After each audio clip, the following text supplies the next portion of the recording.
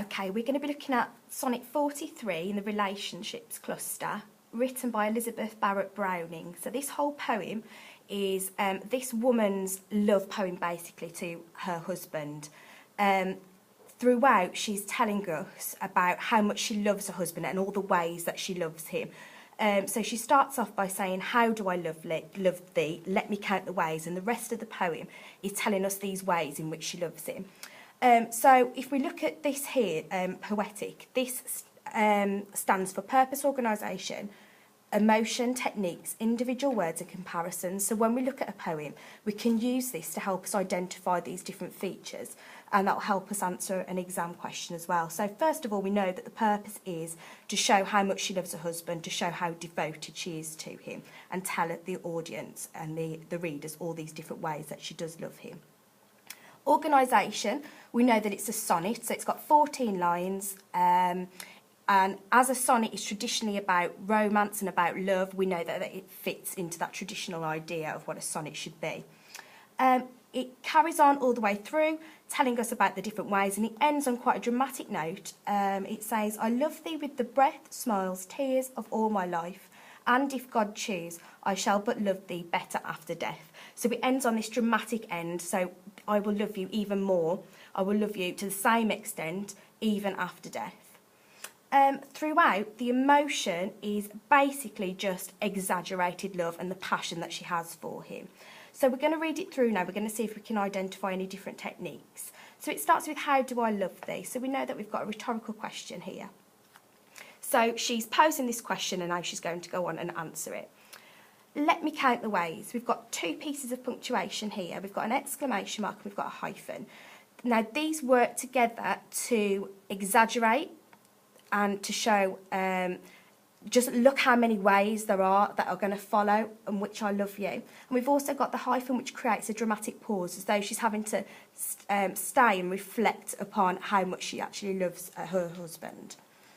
And it carries on, "I love thee to the depth and breadth and the height my soul can reach." So here we've got a triple. And this again is working to exaggerate just how much she loves her husband. "When feeling out of sight for the end of being an ideal grace. I love thee to the level of every day's most quiet need." So she loves him in every single sense of the day, by sun and candlelight, so from morning to night. "I love thee freely as men strive for right. I love thee purely as they turn from praise. I love thee with the passion put to use in my old griefs." So we know here we've got three pieces of repetition. So again, exaggeration, showing how devoted she is.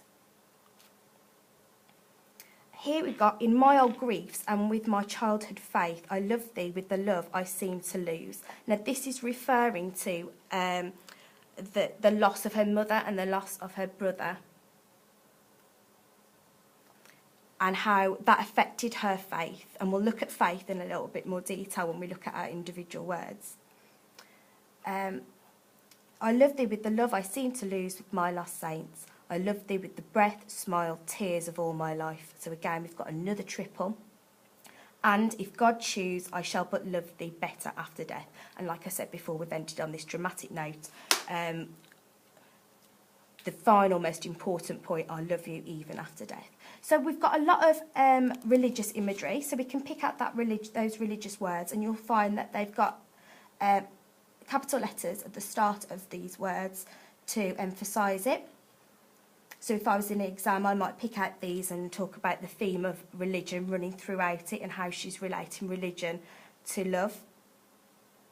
If I were to compare this poem in the cluster, I would compare it to Sonnet 116.